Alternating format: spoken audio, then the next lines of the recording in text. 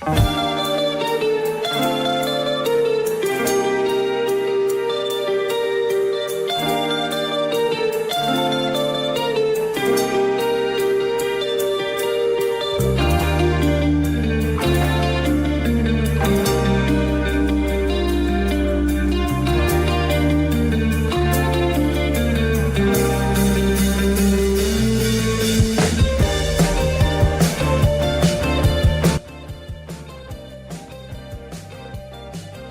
on YouTube, welcome to the Chromaniacs postgame show. As SDFC is on to the round of 16, they survive Mexico City. They survive Pumas. They survive the Mile High Plus altitude. They lose tonight's match 1-0. That means 4-2 is the aggregate final score of the two-leg tie. SDFC advances. They will take on the back-to-back defending Liga MX champions Toluca in the round of 16 coming up in March. And it is great to have everybody here with us on YouTube and across the streaming platforms of SanDiego.Futbol for the Chromaniacs post-game show live. My name is Craig Elston, joined by our fellow Chromaniacs, Tony Sanchez and Alex Pena. Tony, what's happening, brother? Well, I'm glad I got to see the end of the game. And it's the end of the game in its entirety. I heard some people weren't able to, but guess what? It's a deep breath, sigh of relief, not just because of the attack of Pumas, because of the altitude and how spent some of these players were. I was spent watching it, Alex. I don't know about you. Yeah, it looked like everybody was a little sluggish and tired playing up and down that pitch. But, you know, this marks a moment in time, a moment in history for SanDiego FC. First time they ever advance in a tournament.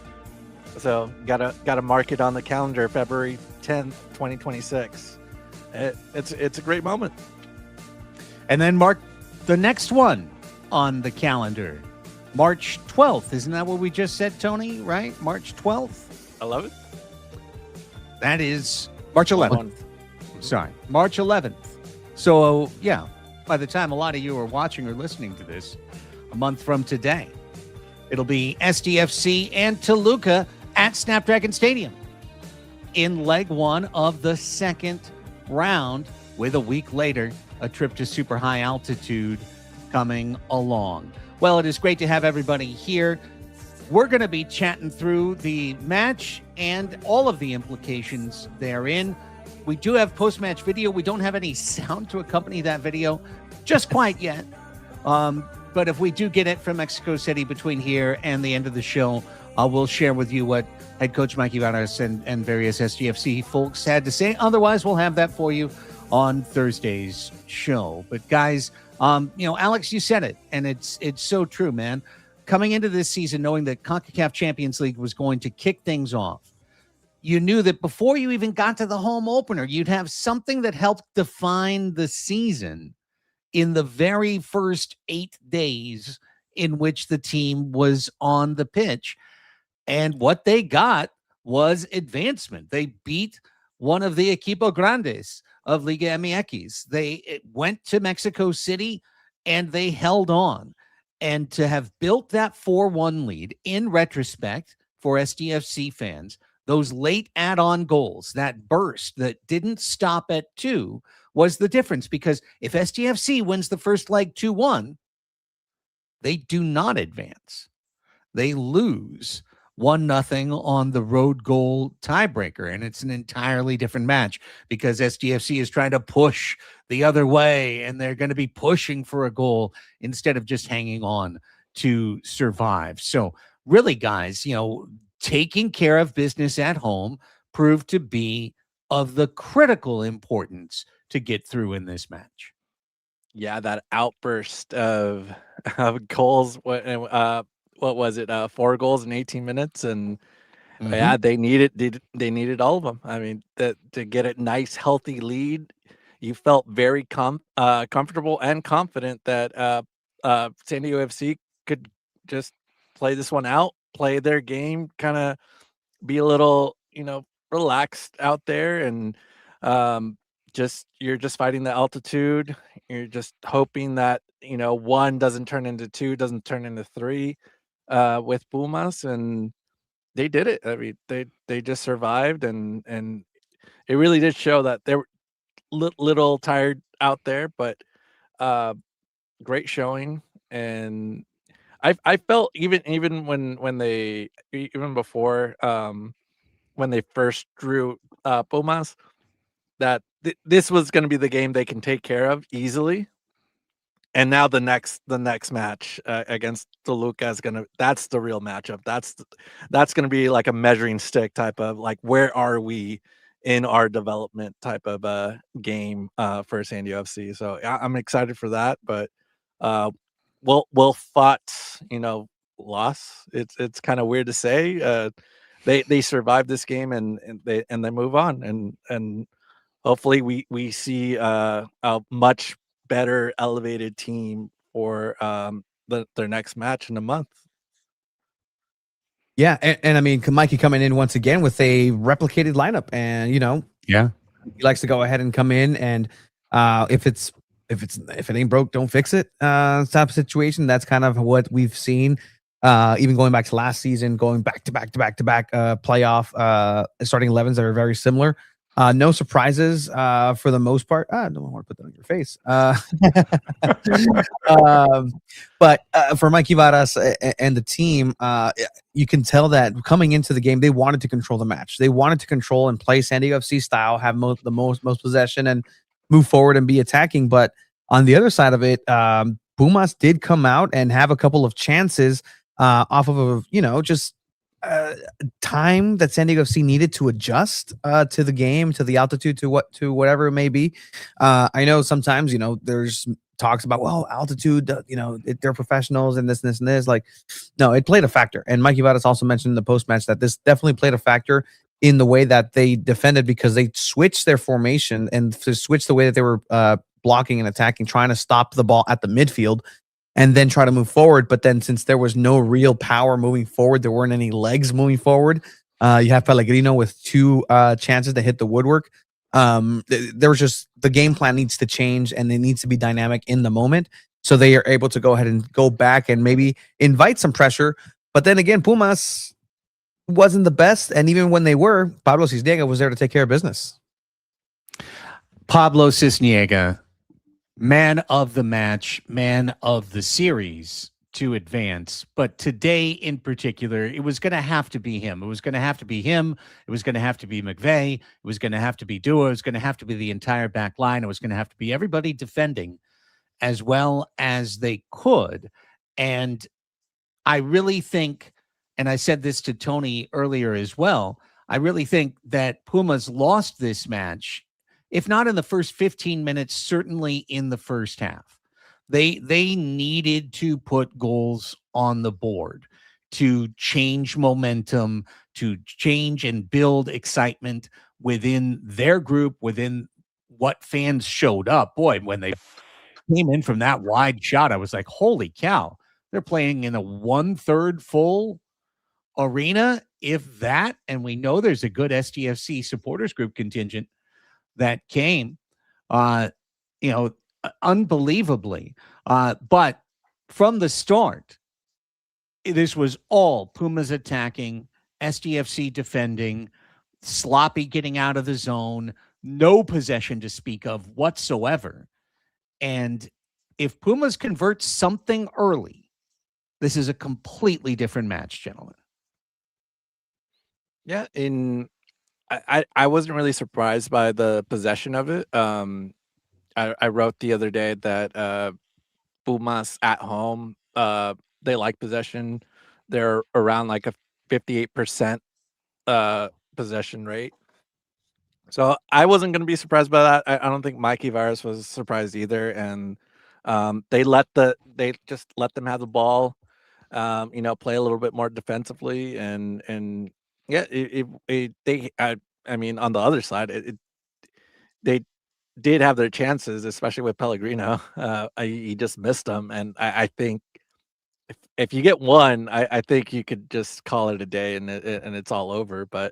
Um, but they did really good. It was really the back line and Pablo Cisniega. Mano Dua had like 16 defensive contributions, which led the entire game. And yeah, again, like we've seen these type of games before. Remember Kansas City, Sporting Kansas City? That was one of the best defensive games I ever seen out of this team. So, it's not really typically our style, giving the ball away and then just playing back. But when it works and you have a three goal lead, that's the type of style you got to play.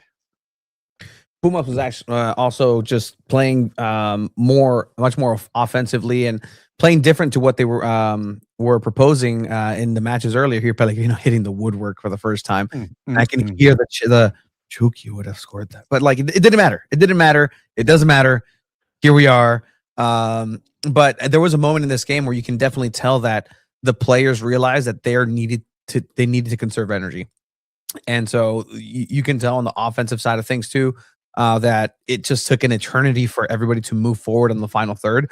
And Pumas just looked very comfortable, but they weren't finishing their chances and they looked disconnected at the final stages. And like I said, the moments that they were there, Pablo Cisniega was ready to go. That was actually here a contribution by Mano Dua, a long throw-in, an incredible long throw-in that goes and finds Marcus Ingvartson. But this was a well-managed game by SDFC.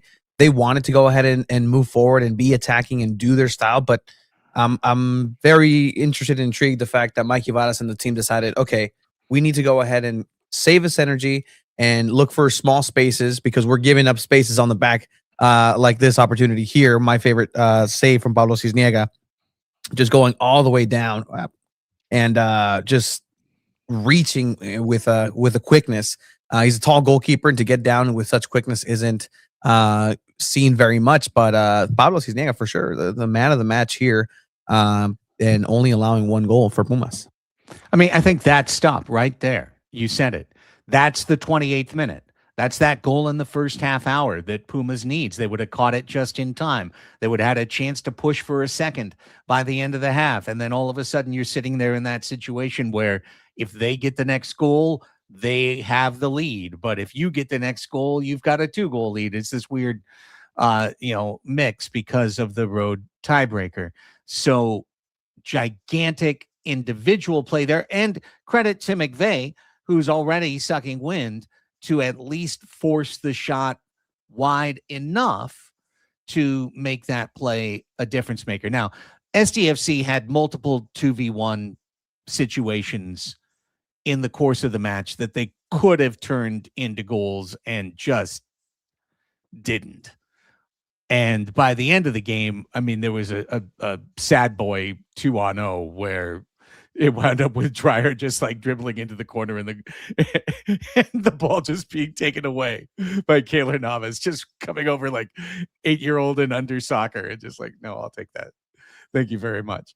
But you understand the exhaustion. And here, Navas, whether the shot might have gone wide altogether without the intervention or not, he makes a save on Pellegrino's second shot. So opportunities for SDFC to get that one goal that would have been the plum, and then no, that's not the night we're going to play. And honestly, we're about halfway through the highlight, but the theme I take from this, the thing I love the most about this win is the way they had to win. SDFC had to suffer tonight. The only way to win was to suffer. They could not be themselves. The whole idea that they could play their foot forward strategy was fanciful at best and idiotic at worst. If you actually tried to do that, you would have actually lost the leg. You would have lost the tie because you would have been exhausted and gone by the end of the first half. They couldn't do that. That wasn't the path. The path was suffering in the most classic soccer sense. Defend, defend, defend. You're exhausted. Jeppe Tverskov was so red-cheeked, I thought he was a cherub, in one of those Rudolph the Red-Nosed Reindeer animated stories. Like, that's what he looked like. But they kept going. They kept fighting. They got young legs and fresher legs in by the end. But this was the only way. And I'll tell you what, if you're going to get past Toluca at even higher altitude, It's going to be the only way is going to be to suffer in the second leg. So tick the box. Job well done for an SDFC team that last year said, we only know one way to play. Well, you learned a different way to play, and that's the only reason that you've moved on today. Man, was it just the redness from the altitude, or just the incredible tan that Yepe has gotten from being here in Southern California over the winter? Yeah, it's a great tan. But yeah, it's a the way they had to do it was way different than we've ever had to see it before. Yeah, I think I would have been worried if they would be trying to run up and down the field up a bunch of times and then try to get that fifth, sixth goal, and just run away with it, because then you probably will get more fatigued, and then that might open up even more scoring on the other side for Pumas. So I think the way they did it is exactly kind of any other, whenever I see Champions League, any other team does it. This is kind of the way you kind of have to win out when you have a big lead on aggregate. So it's a good job, good game plan by Mikey Varas. And fortunate too that Carrasquilla, the center midfielder from Panama, wasn't 100% match fit. He does come off against SanDiego.FC at the half per injury. Then over the weekend, he gets some playing time, but re-aggravates himself. I was listening to TUDN on the Spanish broadcast, and it was reported that he wasn't supposed to play, and he was only a breaking case of super emergency. And it seems like as soon as they scored that goal, Pumas thought they had a chance and said, hey, let's go ahead and launch him out. And he had some very quality touches on the ball and some good looks. But ultimately, SanDiego.FC did what they had to. And it was frantic at times. And that's the exact word that Mikey Varas used exactly too, Craig, is suffered. This team suffered. And this is what a victory that will galvanize this team, because it was a group that went through it, and collectively they were all exhausted. Collectively, the legs had been gone. Anders Dreyer did a run in the first towards the end of the first half, and that was it. Like, that was his gas tank. And in that chance, the one-on-one versus Keylor Navas, like, by the time he got the ball, he was like, I don't want this, and just I need to move forward. He didn't have the energy to look to the right and see a completely empty, unmarked player or teammate. They could have just tapped it in, but at the end of the day, they stuck to their style. And there were moments where this team just looked a little disconnected and disjointed. But this is still preseason game 2. Like, this is preseason game 2 with real consequences. And I think this team is developing well into it. If you remember, right, they played for the first time together against a New York CFC team, and they lost 3-1. And they looked rather similar to this because coming into the Coachella Valley Invitational last year, Mikey Varas redlined them and gassed them out in training before they came into the tournament. And so here it's kind of the same thing, where the training is mostly conditioning from here on out, and the technical standpoint is almost mental, where they're playing through the progressions, but the style is already ingrained into their minds, that you don't need to teach so much as I need you to be this fit and sharp to execute the things that you need to do. One great thing about having a young team is you have the opportunity to bring in a wave of young legs as the course of the game went on. And, I thought it was really important, not only the young legs that did come in, but the old legs that contributed as long as they could. Anibal Godoy, this is the kind of game that you have Godoy on the team in order to win. And him taking a yellow card is part of that plan. Like, for him to be physical, to be present, to be passionate, to be yelling at the officials, to really just be completely engaged in the match and stuck in all the time. I thought his play was really, really important to the team. There's no maybe one, standout highlight for it, but I thought the overall grind of it was critical. Tony, do you know the yellow card rules? Because this is his second consecutive yellow. Does it reset in the next round? I don't believe so, because technically it's just the bracket, so it's already a tournament. So they should still be doing that.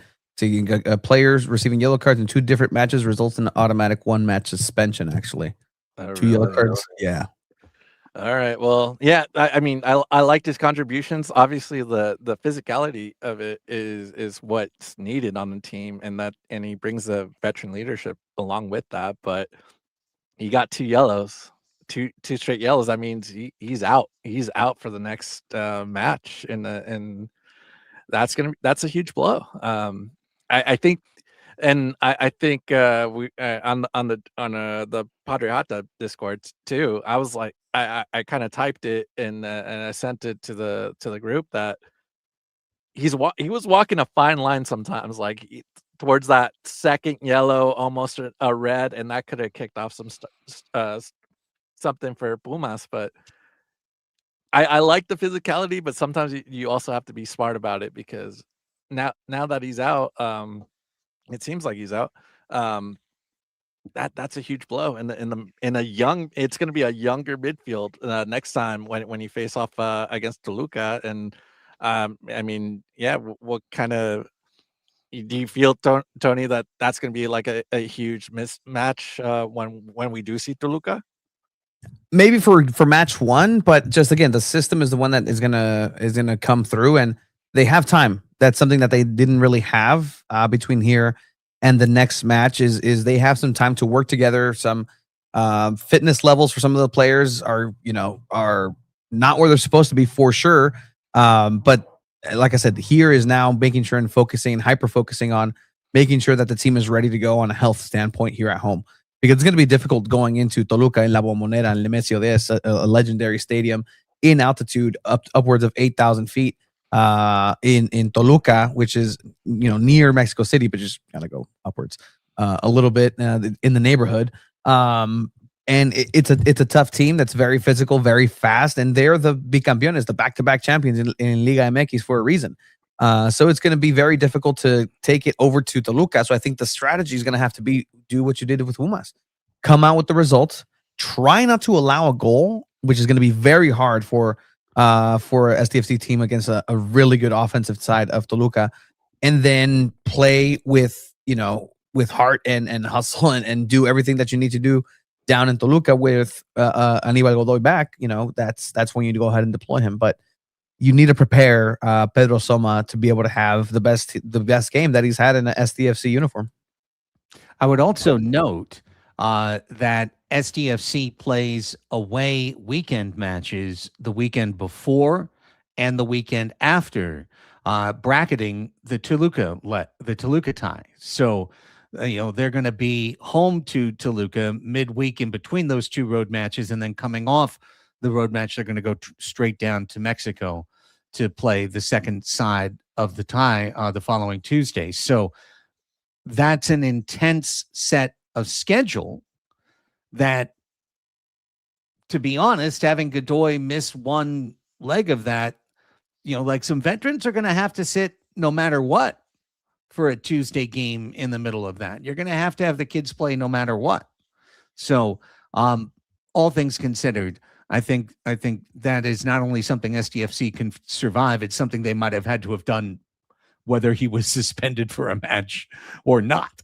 They might have had to take him off of his legs in order for him to play the weekend and then to go play the second leg down in Toluca. Back to Cisniega, who, as you guys know, from day one has been known as my keeper. The guy, mi preferido, mi portero preferido. And I know there are certain aspects that CJ Dos Santos rates higher on FIFA or whatnot, but Pablo Cisniega stops the ball. He makes huge saves. He's athletic. He is dynamic in that aspect. Within the 6, he's pretty darn good. And I feel like right now, this performance, understanding, right, he's suspended for the 21st because of the red in the playoffs, right? Yeah. Yeah. So it's Dos Santos or Ferri against Montreal on the 21st. But after that, I think Cisniega needs to get the next start, and I think it should be his net to lose. Why shouldn't it, guys? I really think that it's Cisniaga's right now, just in terms of health too, just knowing where CJ is in his recovery with his major injury that, sidelined him for last season. And even if he was 100% right now, you want to ease him in. And that's what they've been doing, right? The questions are, hey, where's Lewis Morgan? Where's Oscar Verhoeven? Like, they're easing these players back into preseason. They still need to go ahead and be match fit for that point. But CJ's one that had a injury that can potentially be career altering. And, I wish the best for him. But right now, Pablo Cisniega is the guy. Like, he is the guy, especially in CONCACAF action. Yeah, you're going to go back into MLS, but this is now a tournament that you have to take seriously. The round of 16, octavos de final. Like, this is a real chance to potentially move forward if you have a good 2 games against Toluca. And Pablo Cisniega has the biggest chip on his back when it comes to playing in Mexico and playing against Mexican teams. Like, this is a player that came through Guadalajara, that was born and raised in Ciudad de Mexico in DF, and now has the opportunity to go down there where and I think there was a package that came out where he was saying, like, I came on the weekends to watch games here at Universidad, and now I'm here. It's a full circle moment. So for him to be able to do that and be the prototypical Mexican style goalkeeper, it just lends to itself to have a good time where there's discussions of, like, well, there's a certain left winger that would be very well because he understands the Mexican league. He can, same thing with this, exactly the same thing like with this. Pablo Cisniega is physical. He knows how to close the angles. He knows when to come out. He knows when to be strong, and he knows how to be also defensive in this style of play. In the first half, you saw Pablo Cisniega have to go and rescue a ball from being a corner kick because it was badly passed towards the back, and he was in that position to be able to go ahead and do that, where traditionally he's not meant to do that, but he's learned to the system that I need to be available in case this happens. And that could have been a disaster for SanDiego.FC in the first half too. Yeah, and it seems like he's getting like big game experience too, with just now with Pumas and then Portland and Minnesota in the playoffs, and we could skip what happened at against Vancouver, but yeah, Cisniega, he looks seasoned. He's looking more and more like a veteran, not really your prototypical backup goalkeeper. He's looking like the number one, and yeah, it's gonna be hard. I don't know how they're gonna make this call when they're both. Let's say they're both healthy, Cisniega and CJ. How are they gonna make that call of, like, who's gonna start? I think they're gonna have to keep going, like you said, Tony, to start off. With the lineup, they go with the hot hand. They're gonna keep going with the hot hand, and as long as Cisniega keeps performing and performs at a high level, it's gonna be his job. And then, tough luck for CJ. He's just gonna have to wait and keep going at training, and hopefully he gets that role back. But it's not guaranteed. And yeah, maybe this is kind of like the system that this is how they prefer it, and we'll just move on with Cisniega for the moment. That's no shine against Dos Santos, who certainly performed well for SDFC in his first season. But Tony, what have you heard around the club? Is he expected to be ready for the 21st, or is this going to be Duran Ferri in the home opener? It's most likely going to be Duran Ferri, unless something remarkable happens in the next couple of weeks in terms of his recovery. Not even just recovery, right? He needs to be comfortable in his position to be able to receive the exact same sort of punishment and put himself in these dangerous positions, right? So it's not just a physical game, but it's a mental game, especially in the goalkeeping position. And I think right now too, Duran Ferri has prepared himself and earned in his own way a look to start, right? Because obviously Cisniega would be the one to take the goal on that first match against Montreal, but circumstantially, that's not how what it is. He could have been loaned out to Duran Ferri and then bring in a third goalkeeper if that was really the case. But I think right now, SanDiego FC sees, okay, there's a chance that we can go ahead and start in a positive way with Duran Ferree in net. He understands the style. He's been in FC Northland. He also knows how to be a good shot stopper, and he knows how to recycle the ball and be utilized in that same way like CJ. So it's comparable, still not the experience, but it's a comparable goalkeeping experience than you would have with CJ. Now, looking through kind of the rest of the match, and I'm just kind of doing my own mental reps through it as well. Listen, Amal Pellegrino misses a chance. There's nothing to be done about that. That was a great opportunity that theoretically could have iced the tie and put it away for SanDiego and given them a measure of comfort. But it didn't happen. He did attack pretty well. He was on it overall. Anders Dreyer is kind of out of it, really, the whole match. I'd say this is one of his least effective matches. And what do you guys think about Ingvartson now? Well, 2 matches in, I still don't feel like we're seeing anywheres near what you'd like to describe him as an impact veteran in the starting 11. Man, I'm so glad you brought this up, Craig, because he comes out in the 65th minute and again in back-to-back games. So we haven't seen him play a full 90 yet. And he's supposed to be the healthiest player out of everybody. And I mean, and here's the thing. The thing about Ingvartson is like I don't come away impressed by anything he does either. It just he gets like one good shot off and that's pretty much it. Like the whole game. And maybe he's doing some things off the ball that I'm not particularly looking at, but I'm it's like, are we gonna have this problem again of like who's gonna be the number 9 in 2026?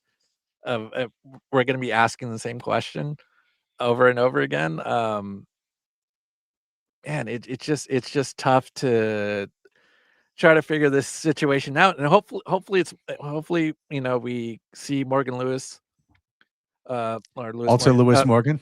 Yeah, also Lewis Morgan pretty soon, and maybe he fills the role because like they spent so I just think about the contract and like the whole situation of it. Like one of the first players signed, he comes in, big contract.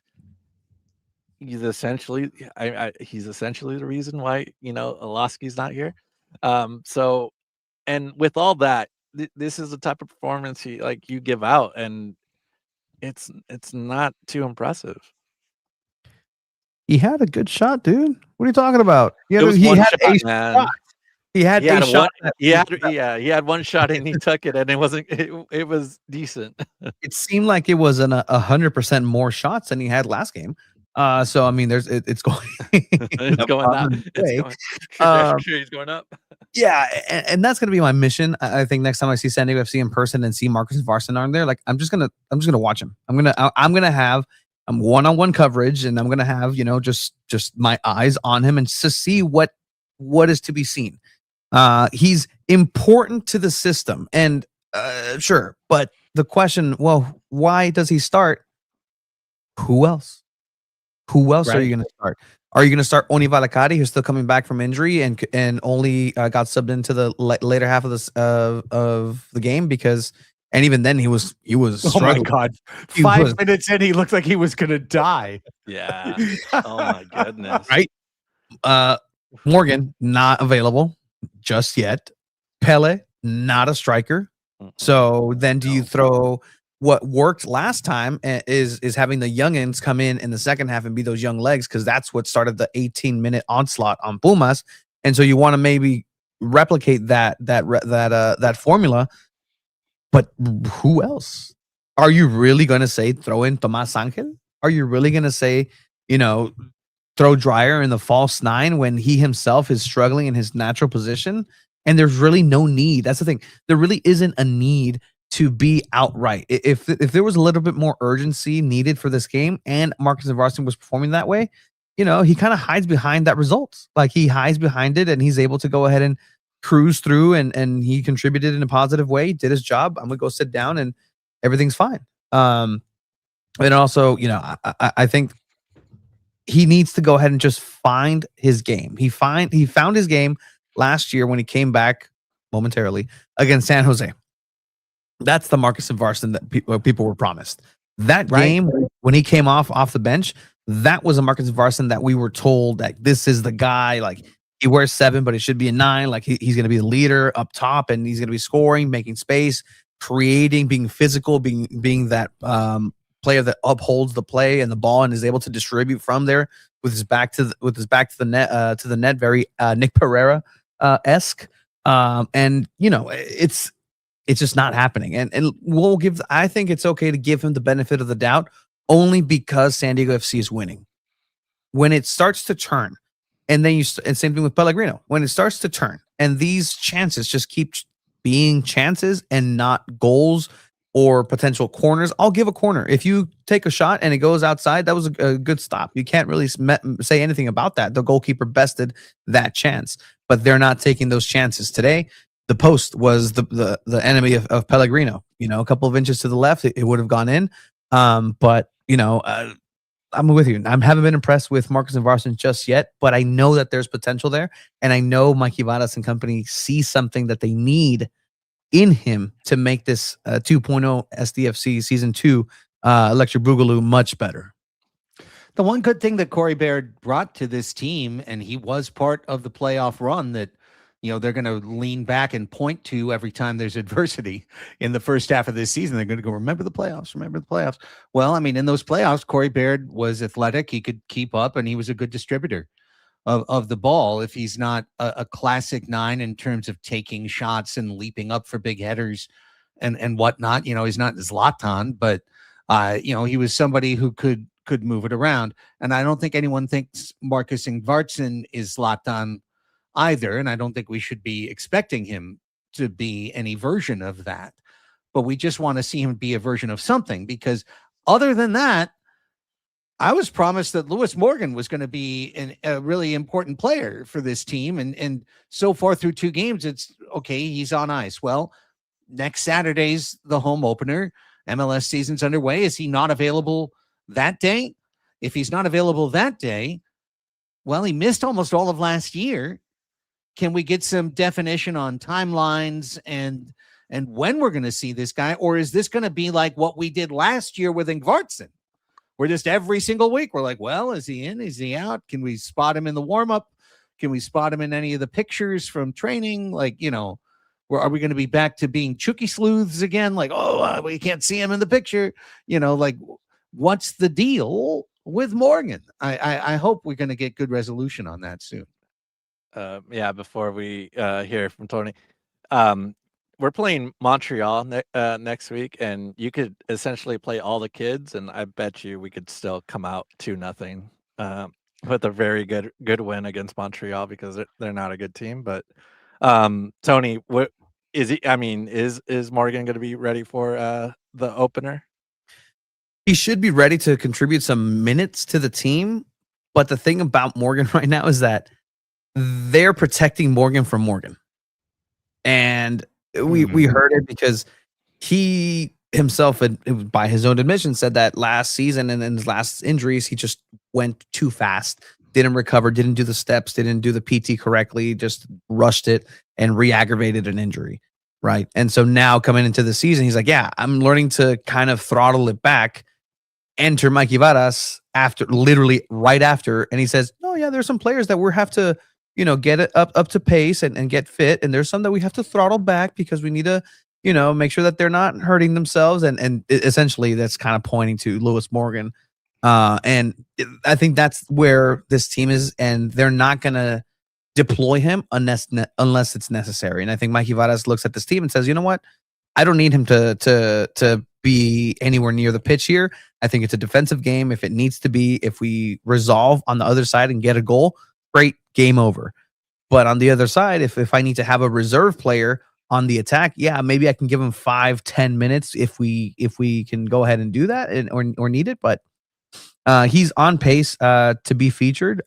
But like you said, do they need to? Do they need to force it? And yeah, you need him to start getting some real time minutes. But if you don't, then you just kind of save him on the back end. You know what? I'll just say this right now. They can absolutely not rush it with Lewis Morgan. If that's the plan, let that be the plan. Give Ingvartson a chance. Let him have a month to show us that he is or he isn't. And make it more definitive, because I don't want to keep going back to that like he's the unused backup quarterback that you're always dreaming on. Well, we could play Ingvartson more. Like, no, I want to know, like, can he give us anything other than pedestrian center forward play, replacement level play, with a great haircut, looks sharp. I'm sure he's a wonderful teammate. Like, other than that, can he give us anything? Give him a chance at that. Give Morgan a chance to come in as a sub for Pellegrino as Pellegrino tires out, or I guess in the 65th minute for Marcus Ingvartson, because that's when the egg timer pops. Like, whatever it is, I do want them to give him enough run that you don't have a question at midseason about Marcus Ingvartson, because it's early days. And we just got through the playoff part. Now we get to go back into preseason, beginning of season mode for San Diego FC. So I want to see Marcus do it. I just didn't see a ton. And maybe it's just not enough time, in this particular set against Pumas. Yeah, and right now it's just preseason. So they're barely getting their first few minutes in, and while Pumas has had 5-6 matches, other teams are doing their own preseason reps. But I do have a question about Ingvartson. Like, how much time are you going to give Ingvartson before you feel like, okay, that's enough? I've seen enough. Is it 500 minutes? Is it 1,000 minutes? What do you think? Until San Diego FC loses, because if he's in the lineup and they're winning, again, he's going to be shielded by those results. Those questions are going to be coming, right? Like, what is he doing? But you're always going to have that response from Mikey Varas, just like he had it for Tomas Sanchez. Well, he defends well, and we're winning. We're not losing, and he's doing the things that we need him to do. So, maybe it's a butterfly effect thing where if you take him off, that doesn't free enough space for Dreyer to do his own thing. Because, again, something that is definitely going to be a factor this season is that Dreyer's going to have much more attention. So you need somebody to take that attention away.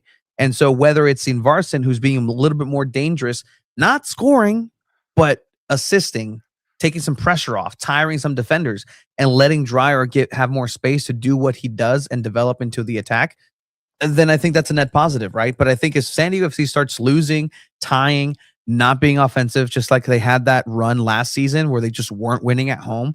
They were scoring, but they just weren't winning, and it was frustrating because the offense just wasn't working. That's where it was like, where's Marcus Ingvartson, who's coming in? Iloski comes in and solves everything, and then he's gone. And then the questions still are surrounding. But at that point, the team had already gotten better, healthier, to be able to be sustain more offense coming from the midfield, coming from the wings, coming from different places, coming from the defensive sides, and counterattacking a little bit more. And I think as much as I want to say right now, get him out, it's not time yet. It's not time. 3 games. Let's see what he does in 3 games. And if he's able to go the 90, first of all, too, because again, if he's not healthy and he's still sputtering and just kind of has that check engine light, then that's when the questions are going to really, really start for me.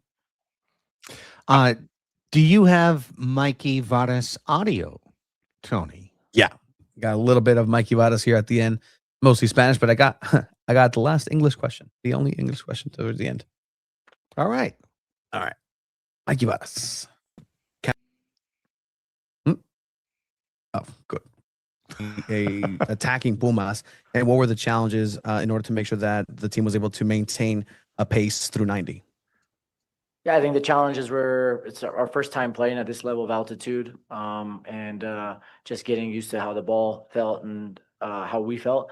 Then on top of it, a very aggressive Pumas with playing for their lives, right? And playing at a high level in order to try to turn around a result.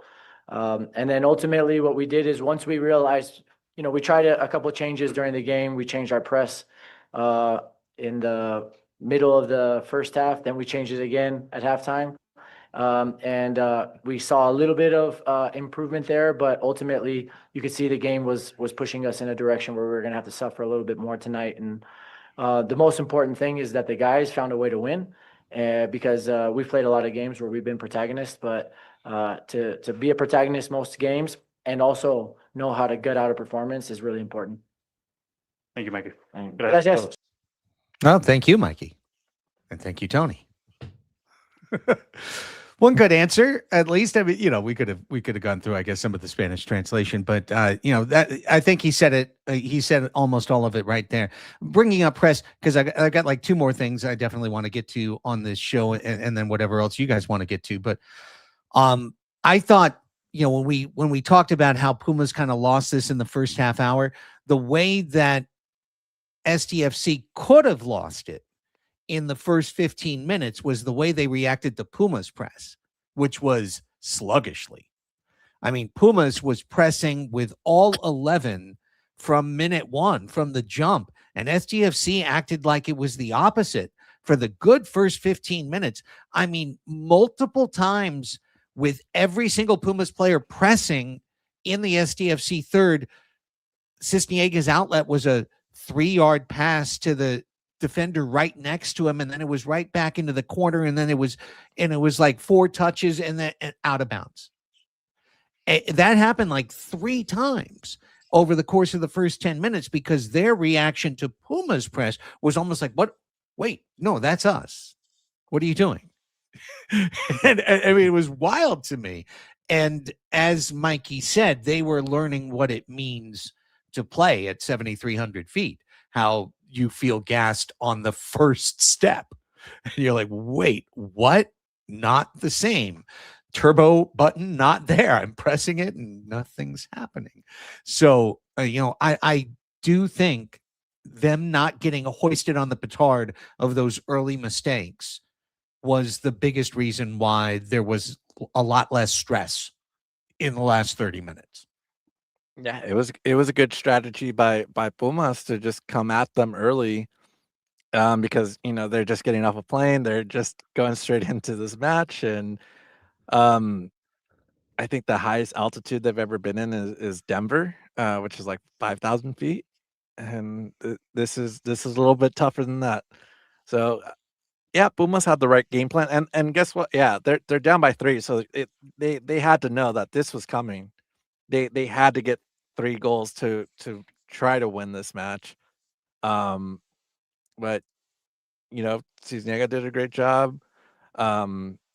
Really impressed by Dua and Yepe trying to clear everything off their line. So I think there were times that San Diego did get lucky, but it was more that Pumas just couldn't finish, and yeah, they just didn't look good on their end trying to get those goals in. But the time they did, Cisniega just it honestly looked like he guessed wrong, and he thought the ball was going to come one way, and then the ball just ended up going wide and straight into the back of the net. So I think that was the only mishap, but other than that, San Diego played great.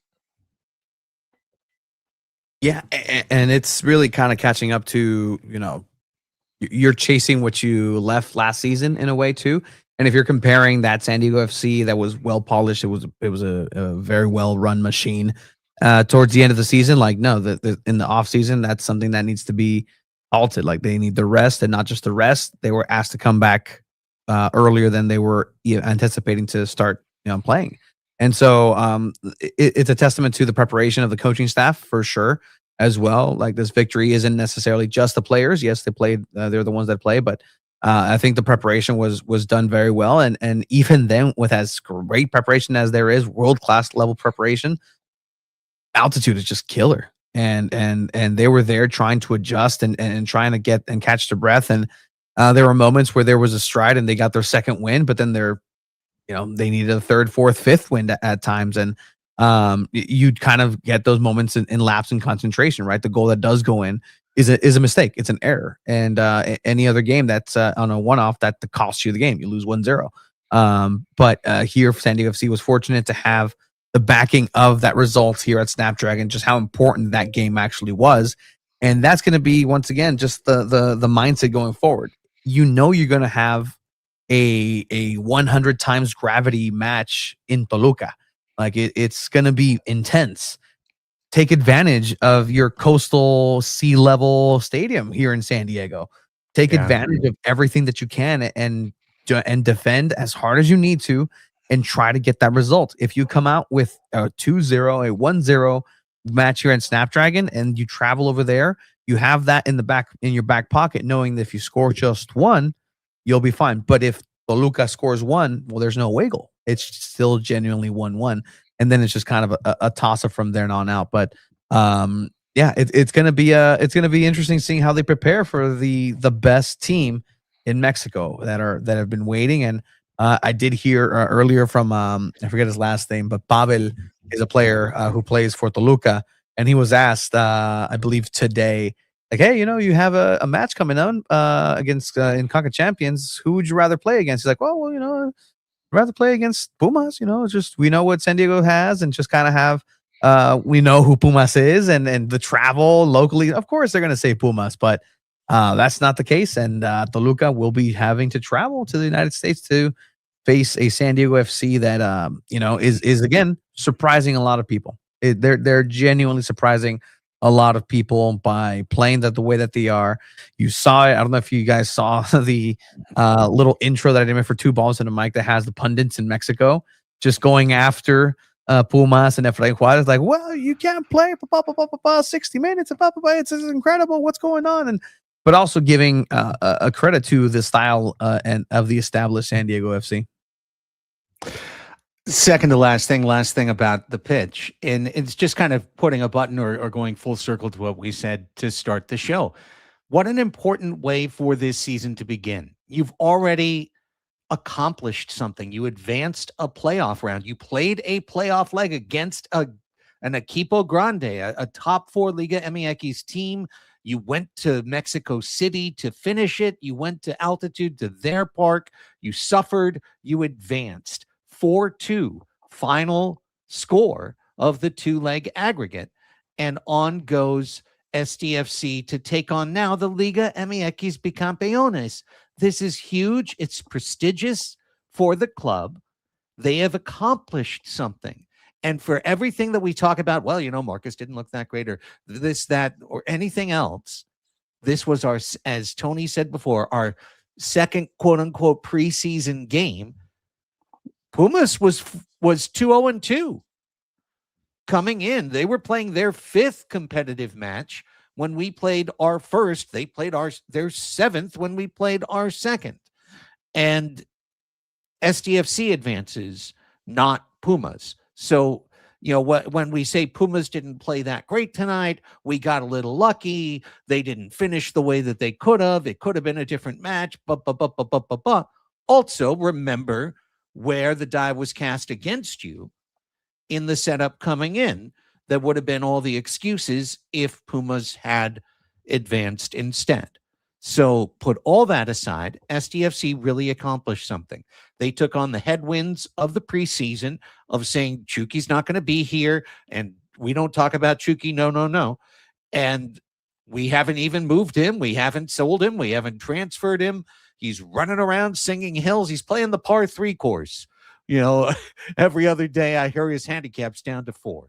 Like whatever he's doing, they've moved on. They've advanced. They've set an incredible forward momentum trajectory into 2026. And we'll have plenty to talk about for this club going forward. But I think it's really important to note that right off the top. You hope for many more good things to come, guys. But this was a good thing to start the year, that whether you thought what you did of Pumas or not, like most people didn't expect this to happen. Yeah, it's crazy to think that this team had a month off and went straight to a Champions Cup game, and with no preseason, really no, they did their closed door sessions, but no real competitive matches, and it went straight to it and came out victorious, and it's great to see, especially considering that there are a lot of Liga MX fans here that thought, hey, this is probably going to be your only Champions Cup matches against Pumas. They didn't really believe or didn't think that SanDiego FC could advance, but they did. They proved a lot of people wrong. They move on, and Toluca is going to be a big match the next in a month when we see them. Like, I really do think that that's going to tell us a lot of where we are in the season and where we need to be. All right, last thing. It's a long season. Go ahead, Tony. Sorry. It's a long season coming up for SanDiego FC, and the fact that they're able to start with this front foot forward is really going to build confidence coming into MLS, which is the one thing that they do know. Right, last year it's a very similar to what's happening in Champions Cup, where there really isn't any expectations for this team coming into it, and they're definitely kind of finding out as they go and learning on the fly, and usually they'll say you're building the plane as you're flying it, but there's a plane, and they're flying, they're making it happen, and they're adding and taking off pieces as they can, and for SanDiego FC, I think it's a good time to look at themselves and say, hey, for whatever happens here on out, it's just being proud of what they've been able to accomplish on the pitch, because it wasn't an easy feat for sure, and from here on out, it's ganancia. It's positive, net positive. Anything that happens from here on out in this tournament, it's going to be how it turns out. If you lose against Toluca, there's no shame in that, but I do believe that there's a chance. There's a chance. An incredibly positive night for SanDiego FC. And I'm going to try and make this last note positive in a sideways way, which is that I think maybe SDFC fans gained an even greater appreciation for Apple and the deal that MLS has by what happened tonight with Fox Sports. Because what happened tonight, now listen, if you happen to be somebody who watched the Mexican broadcast on TUDN or somewhere else, then this just did not affect you. But if you were watching an English language broadcast, the place to watch it was Fox Sports 2, which is a channel that not everybody gets and that you might have to hunt out. And I happen to have a way to hunt out Fox Sports 2 and get that broadcast, and I watched the first half, and I got home and I turned on the second half, and here is the first 10 minutes of the second half played, and then boop, just dropping in, like ta-da, dropping right in is the Fox Sports college basketball desk. And a cheery, friendly announcer saying, hey there, soccer fans, for everybody who's been enjoying this match, sure hope you enjoyed it. But right now, we're going to go to college basketball, and you can keep watching on the Fox Sports app, Fox Sports app. Bye-bye. And gone. And all I just heard was mismatch of Fox Sports app, Fox Sports Soccer, Fox Sports, FoxSports.com. I'm like, okay. What? Wait, what? Wait, the game was on. It was on. You started it. No warning? Oh, by the way, it's 6:15. We're just going to switch to a college basketball game. This game's starting. Are you bleeping me? You bleeps. Like, I was so angry and confused, and I went to foxsports.com and I jumped on there. Okay, well, I can watch it now because you ditched the broadcast, so you must be offering it where you offer it. Oh, please sign into your provider. Please sign into your this. Oh, no, you get 5 minutes. Like, okay, fine. I'll go find TUDN. Please sign into your provider. You get 5 minutes. Thank God Tony literally opened up this feed that we're using right now to broadcast this podcast and just opened it up and shared screen with me for me to be able to watch the final 30 minutes plus of the match. But F you, Fox, that sucked. Don't start a match and turn it off for something else. Like, I mean, literally it used to be, I'm old enough to remember the stories of the Heidi game when NBC turned off the New York Jets comeback win against the Raiders to air Heidi on a Sunday evening because it was like 7:00 and it was time for, time for Heidi to play, and everyone lost their minds. And it was like the credo that created the idea of live sports. Like, live sports can't fit into a window. If you start a match, start a game, you have to finish a game. And instead it became, well, we'll start this game and we'll show you 55 minutes of it, and then we'll just show you a different game and go find it somewhere else. But if you don't have the money, you can invest in Fox Sports 1 and then you'll get all of our programming. No, this is the end shitification of the product of sports, where it pay more. There's the Heidi game. Pay more still, pay another this, pay another that. And we'll just treat this product, CONCACAF Champions Cup, like it's absolute trash, like it was a rerun of the best damn sports show ever. They're gonna cut out of this to go to that. It was the siding leg. What are you doing, you jerks? So thank goodness for Apple, and please take over CONCACAF rights, Apple, because I don't want to deal with this madness. That was so disrespectful to every single one of the soccer viewers. Yeah, and this is supposed to be the host, the TV broadcast for the World Cup, and you're supposed to be growing the sport like in this country, and doing things like that kind of makes everybody like just turn it off and not want to have any interest. And I was wondering like what was going on down in Mission Valley at Novo when that happened, because I'm sure they had the the FS2 broadcast, not the Tudun broadcast, because like what are you supposed to do? You got to find the channel and make the watch party, get back and hopping again. But again, you're supposed to be growing the sport, and Fox is not doing a great job of it. You can't be going to some random college basketball game during a Champions Cup. It doesn't matter if it's a blowout. It doesn't matter what the circumstances are. Just play the game. Let us watch the game and just do it, because the college basketball doesn't matter. Just wait until it's over and then play the college basketball game.